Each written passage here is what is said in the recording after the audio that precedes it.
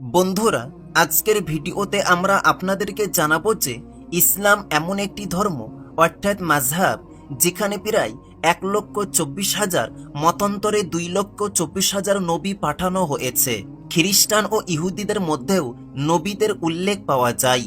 ইসলামী কিতাবগুলো থেকে জানা যায় যে দুনিয়ার ইতিহাসে লাখ লাখ নবী এসেছেন, কিন্তু পবিত্র কোরআনে 25 জন নবীর উল্লেখ রয়েছে। পবিত্র কোরআনে এই নবীদের নাম, তাদের সময়, তাদের অঞ্চল এবং তাদের কওমের সম্পর্কে তথ্য দেওয়া হয়েছে। আজ আমরা সেই 25 জন নবীর বিষয়ে আলোচনা করব এবং জানব যে আজকের দেশের মানচিত্র অনুযায়ী তারা কোথায় এসেছিলেন।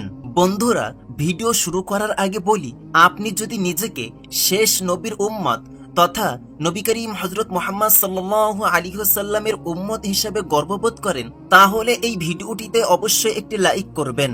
সর্বপ্রথমে আমরা হযরত আদম আলাইহিস সালামের কথা বলবো, যিনি প্রথম নবী এবং দুনিয়ার প্রথম মানুষ ছিলেন। হযরত আদম আলাইহিস সালামের সৃষ্টি হয়েছিল জান্নাতে, কিন্তু যখন তাকে দুনিয়ায় পাঠানো হয় তখন তাকে বর্তমান সময়ের শ্রীলঙ্কা অঞ্চলে অবতরণ করানো হয়। শ্রীলঙ্কা, যা ভারতের দক্ষিণে অবস্থিত একটি ছোট দ্বীপ রাষ্ট্র, সেখানে যে পাহাড়ে হযরত আদম আলাইহিস সালামকে অবতরণ করানো হয়েছিল, আজ সেটি আদম পিক নামে পরিচিত। এই পাহাড়, যেটি শ্রীপদ নামেও পরিচিত, শ্রীলঙ্কার ধর্মীয় ও সাংস্কৃতিক ঐতিহ্যের একটি অংশ। এই তালিকায় পরের নাম হলো হযরত ইদ্রিস আলাইহিস সালামের। তার সম্পর্ক ছিল বাবিল তথা বেবিলিয়ন অঞ্চলের সাথে, যা বর্তমানে ইরাকে অবস্থিত। হযরত ইদ্রিস আলাইহিস সালামও অন্যান্য নবীদের মতো তার কওমকে খারাপ কাজ ছেড়ে ভালো কাজ করার দাওয়াত দিয়েছিলেন। তিনি মানুষকে এক আল্লাহর ইবাদত করার আদেশ দিয়েছিলেন এবং ইবাদতের কিছু বিশেষ পদ্ধতি শিখিয়েছিলেন। তিনি বিশেষ কিছু দিনে রোজা রাখার এবং নিজের সম্পদের কিছু অংশ দান খয়রাত করারও নির্দেশ দিয়েছিলেন। কিন্তু তার সাথেও সেই একই ঘটনা ঘটেছিল যা অন্য নবীদের সাথেও ঘটেছে। তার কওম তার সাথে খারাপ আচরণ করেছিল। এজন্য হযরত ইদ্রিস আলাইহিস সালাম তার অনুসারীদের নিয়ে হিজরত করেছিলেন বর্তমান মিশরের অঞ্চলের দিকে। এই তালিকায় পরের নাম হলো হযরত নূহ আলাইহিস সালামের, যাকে আদম সানি নামেও ডাকা হয় তথা দ্বিতীয় আদম নামেও ডাকা হয়। হযরত নূহ আলাইহিস সালামের সময়ে যখন তার কওম খুবই বেশি বিপদগামী হয়ে পড়েছিল এবং কোনো কথাই শুনতে চাইতো না, তখন আল্লাহর পক্ষ থেকে একটি মহাপ্লাবনের তথা পানির আযাব আগমন ঘটে। এই আযাবে সবকিছু ধ্বংস হয়ে যায়, শুধু একটি নৌকা এবং তাতে থাকা কিছু মানুষ ও কিছু পশু পাখি ছাড়া। এই নৌকাটিই ছিল যেটি আল্লাহ তাআলা হযরত নূহ আলাইহিস সালামকে বানাতে আদেশ দিয়েছিলেন এবং তাতে সাওয়ার হতে বলেছিলেন। অনেক উলামা ও ইতিহাসবিদরা বলেন যে হযরত নূহ আলাইহিস সালামের সম্পর্ক বর্তমান ইরাক অঞ্চলের সাথে ছিল, তবে কিছু অন্যান্য কিতাবেও হযরত নূহ আলাইহিস সালামের সম্পর্ক অন্য কোনো অঞ্চলের দিকে ইঙ্গিত করা হয়েছে। আশ্চর্যের বিষয় হচ্ছে, সাম্প্রতিক কিছু গবেষণায় কিছু আলেম একথাও বলেন যে সম্ভবত হযরত নূহ আলাইহিস সালামের সম্পর্ক ভারতের অঞ্চল থেকেও হতে পারে। এর কারণ হলো ভারতের প্রাচীন ধর্মগুলোর অনেক ঐতিহাসিক কাহিনী ও সংস্কৃতি হযরত নূহ আলাইহিস সালামের সময়ের ঘটনাবলীর সাথে অনেকটা মিল পাওয়া যায়। এর পরের নাম হযরত হুদ আলাইহিস সালামের। কোরআন ও ধর্মীয় কিতাবগুলোতে বলা হয়েছে যে হযরত হুদ আলাইহিস সালামকে আরবের একেবারে দক্ষিণ অংশের দিকে পাঠানো হয়েছিল। আজকের মানচিত্র অনুযায়ী এই অঞ্চল পূর্ব ইয়ামেন বা পশ্চিম ওমানের মধ্যে পড়ে। হযরত হুদ আলাইহিস সালামের কওম তাদের খারাপ কাজ এবং আল্লাহর অবাধ্যতার জন্য পরিচিত ছিল, যার কারণে তাদের উপর আল্লাহর শাস্তি নেমে আসে। এর পরের নাম হযরত সালেহ আলাইহিস সালামের। তাকে পাঠানো হয়েছিল কওমে সামুদের দিকে। সেই সময় কওমে সামুদ শিরকে ডুবে গিয়েছিল এবং বড় বড় গুনাহে লিপ্ত ছিল। এই কওম ছিল অত্যন্ত ধনী, আর তাদের শক্তি ও সম্পদের উপর তারা অহংকার করত। আজকের সময়ের হিসাবে এই কওম সৌদি আরবের উত্তর পশ্চিমাঞ্চলে বাস করত। হযরত সালেহ আলাইহিস সালাম তার কওমকে আল্লাহর দিকে ফিরে আসার দাওয়াত দিয়েছিলেন, কিন্তু তারা তার কথা শোনেনি। এর ফলে তাদের উপর আল্লাহর পক্ষ থেকে শাস্তি নেমে আসে। এর পরের নাম হযরত ইব্রাহিম আলাইহিসসালামের, যাকে পশ্চিমা দেশে সাধারণত আব্রাহাম নামে ডাকা হয়। ইসলাম, ইহুদি ধর্ম ও খ্রিস্ট ধর্মে তার মর্যাদা অত্যন্ত উচ্চ। তাকে নবীদের পিতা বলা হয়, কারণ তার বংশ থেকে বহু নবীর জন্ম হয়েছে এবং শেষ নবী হযরত মুহাম্মদ মুস্তাফা সাল্লাল্লাহু আলাইহি ওয়াসাল্লামও তারই বংশধর। আজকের মানচিত্র অনুযায়ী তার অঞ্চল ইরাক এবং মধ্যপ্রাচ্যে অবস্থিত। এই তালিকায় পরের নাম হযরত লূত আলাইহিসসালামের। তিনি সেই নবী যাকে কওমে সদুম ও গোমরার দিকে পাঠানো হয়েছিল। ইতিহাস ও ধর্মীয় কিতাবগুলোতে বলা হয়েছে যে এই কওম ছিল চরম পাপাচারে নিমগ্ন, বিশেষ করে সমকামিতায় লিপ্ত, অর্থাৎ পুরুষে পুরুষে এবং নারীতে নারীতে অবৈধ যৌন সম্পর্ক করত। হযরত লূত আলাইহিসসালাম বারবার এই কওমকে এসব জঘন্য কাজ থেকে বিরত করার চেষ্টা করেছেন, কিন্তু তারা তাদের ভুল পথেই চলতে থাকে এবং কোনোভাবেই সংশোধন হতে রাজি হয়নি। শেষ পর্যন্ত আল্লাহর গজব তাদের উপর নেমে আসে এবং তাদের উপর পাথরের বৃষ্টির আকারে কঠিন আযাব পাঠানো হয়। ইতিহাসবিদ ও গবেষকদের মতে এই কওম সেই একই অঞ্চলে বসবাস করত যেখানে বর্তমানে ডেড সি তথা মৃত সাগর অবস্থিত, যা ফিলিস্তিন ও জর্ডানের মাঝের এলাকা। আমাদের তালিকায় পরের নাম হলো হযরত ইসমাঈল আলাইহিসসালামের। হযরত ইসমাঈল আলাইহিসসালাম ছিলেন হযরত ইব্রাহিম আলাইহিসসালামের পুত্র এবং তারই বংশধর। আমাদের প্রিয় নবী হযরত মুহাম্মদ মুস্তাফা সাল্লাল্লাহু আলাইহি ওয়াসাল্লাম জন্মগ্রহণ করেছেন। হযরত ইসমাঈল আলাইহিসসালামকে ইতিহাসে আরবদের পিতা হিসাবেও গণ্য করা হয়, কারণ তার সন্তানেরাই পরবর্তীতে আরবের বিভিন্ন কওমে রূপ নেয়। যদিও ইতিহাস লেখকরা জানান হযরত ইসমাঈল আলাইহিসসালামের জন্ম ফিলিস্তিন অঞ্চলে হয়েছিল, কিন্তু পরবর্তীতে আল্লাহর নির্দেশে তিনি এবং তার মা হযরত হাজরা আলাইহিসসালাম মক্কার মরুভূমিতে এসে বসবাস শুরু করেন, যা পরবর্তীতে ইসলামের ইতিহাসে এক অত্যন্ত গুরুত্বপূর্ণ স্থান হয়ে ওঠে।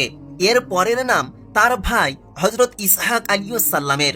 হযরত ইসহাক আলাইহিসসালাম শুধু যে হযরত ইব্রাহিম আলাইহিসসালামের পুত্র ছিলেন তা নয়, তিনি ছিলেন হযরত ইয়াকুব আলাইহিসসালামের পিতা এবং হযরত ইউসুফ আলাইহিসসালামের দাদা। মজার ব্যাপার হলো, কোরআনে হযরত ইসহাক আলাইহিসসালামের নাম উল্লেখ করা হয়েছে মোট 15 বার। হযরত ইব্রাহিম আলাইহিসসালামের এই দুই বিখ্যাত পুত্রকে আজকের সময়ে তিনটি বড় ইব্রাহিমী ধর্মের সূচনাকারী হিসেবে ধরা হয়। হযরত ইসমাঈল আলাইহিসসালামকে আরবদের পূর্বপুরুষ ও পথ প্রদর্শক হিসেবে গণ্য করা হয় এবং তার বংশ থেকেই শেষ নবী হযরত মুহাম্মদ সাল্লাল্লাহু আলাইহি ওয়াসাল্লাম জন্মগ্রহণ করেছেন। অন্যদিকে হযরত ইসহাক আলাইহিসসালামকে ইহুদিদের পূর্বপুরুষ হিসেবে ধরা হয় এবং তার বংশ থেকেই হযরত ঈসা আলাইহিসসালাম জন্মগ্রহণ করেছেন, যাকে খ্রিস্ট ধর্মে অত্যন্ত মর্যাদা দেওয়া হয়। হযরত ইসহাক আলাইহিসসালামের জন্ম হয়েছিল ফিলিস্তিন অঞ্চলে। আর আমাদের তালিকার পরের নাম হলো হযরত ইয়াকুব আলাইহিসসালামের। তিনি ছিলেন হযরত ইসহাক আলাইহিসসালামের পুত্র এবং তার জন্মও ফিলিস্তিনের একই অঞ্চলে হয়েছিল। এর পরের নাম হযরত ইউসুফ আলাইহিসসালামের। তিনি ছিলেন হযরত ইয়াকুব আলাইহিসসালামের পুত্র। ইতিহাসে তিনি তার সৌন্দর্য, হিকমত অর্থাৎ বুদ্ধিমত্তা এবং সবরের জন্য পরিচিত। কুরআনুল কারীমে তার নামে একটি সম্পূর্ণ সূরা রয়েছে, যেখানে তার পুরো কাহিনী বিস্তারিতভাবে বর্ণনা করা হয়েছে। হযরত ইউসুফ আলাইহিসসালামের জন্মও ফিলিস্তিনেই হয়েছিল, তবে যেমনটি আপনারা পড়ে থাকবেন, পরবর্তীতে তার ভাইদের হিংসার কারণে প্রথমে তাকে দাসে পরিণত করা হয় এবং পরে মিশরে নিয়ে যাওয়া হয়। সেখানে তিনি মিশরের প্রধানমন্ত্রী তথা রাজকোষাধ্যক্ষ পদে অধিষ্ঠিত হন এবং এক শক্তিশালী শাসক হয়ে ওঠেন। আমাদের তালিকায় পরের নাম হযরত আইয়ুব আলাইহিসসালামের। বর্তমান সময়ের হিসাবে দেখা যায় তার সম্পর্ক সৌদি আরবের অঞ্চলের সাথে ছিল। ইতিহাসে হযরত আইয়ুব আলাইহিসসালামকে তার আল্লাহর প্রতি আনুগত্য এবং বিশেষ করে সবরের জন্য পরিচিত করা হয়, কারণ আল্লাহর পক্ষ থেকে তার উপর যে পরীক্ষা এসেছে সম্ভবত আর কারো উপর এত বড় পরীক্ষা আসেনি, কিন্তু তিনি সব অবস্থায় তার সত্যবাদিতা এবং সবর বজায় রেখেছেন। তারপরে তালিকায় আছে হযরত শুআয়ব আলাইহিসসালামের নাম। বর্তমান সময়ে তার সম্পর্ক সিরিয়ার সাথে, যেটি শাম নামেও পরিচিত, তাকে মাদাইয়ান অর্থাৎ মাদাইয়ানবাসীদের কাছে পাঠানো হয়েছিল। সেই সময় মাদাইয়ানের লোকেরা দুর্বল ও গরিব মানুষের সাথে খুব খারাপ আচরণ করত। হযরত শুআইব আলাইহিস সালাম এই খারাপ অবস্থা ঠিক করার জন্য এবং ন্যায় বিচার প্রতিষ্ঠার জন্য সর্বোচ্চ চেষ্টা করেছিলেন। তিনি তাদের বারবার সতর্ক করেছিলেন এবং আল্লাহর দিকে ফিরে আসার নির্দেশ দিয়েছিলেন, কিন্তু তারা কোনোভাবেই ফিরে আসতে রাজি হয়নি। ইতিহাস লেখকরা বলেন তাদের অঞ্চল এক ভয়াবহ ভূমিকম্পের মাধ্যমে ধ্বংস করে দেওয়া হয়েছিল। বন্ধুরা, আমাদের তালিকায় এর পরের নাম হযরত মূসা আলাইহিস সালামের। তার সম্পর্ক বর্তমান মিশর ইজিপ্ট অঞ্চলের সাথে ছিল। হযরত মূসা আলাইহিস সালাম তার কওম অর্থাৎ বনি ইসরাইলকে সেই সময়ের নিষ্ঠুর ফিরাউনের জুলুম থেকে মুক্ত করেছিলেন। সেই ফিরাউনের নাম ছিল রামসিস দ্বিতীয় এবং এর সম্পর্ক আপনারা সম্ভবত আগে পড়েছেন বা শুনেছেন। এরপর আমাদের তালিকায় আছে হযরত হারুন আলাইহিস সালামের নাম। তিনি ছিলেন হযরত মূসা আলাইহিস সালামের ভাই এবং তার ভাইয়ের পুরো মিশনে সম্পূর্ণ সহযোগিতা করেছিলেন। তারা কাঁধে কাঁধ মিলিয়ে কাজ করেছিলেন এবং হযরত হারুন আলাইহিস সালাম সর্বদা পূর্ণ সমর্থন দিয়েছেন। হযরত হারুন আলাইহিস সালামের সম্পর্কও হযরত মূসা আলাইহিস সালামের মতো মিশরের সাথেই ছিল। বন্ধুরা, এখন আমাদের তালিকায় পরের নাম হযরত দাউদ আলাইহিস সালামের, যাকে পাশ্চাত্য বিশ্বে ডেভিড নামেও ডাকা হয়।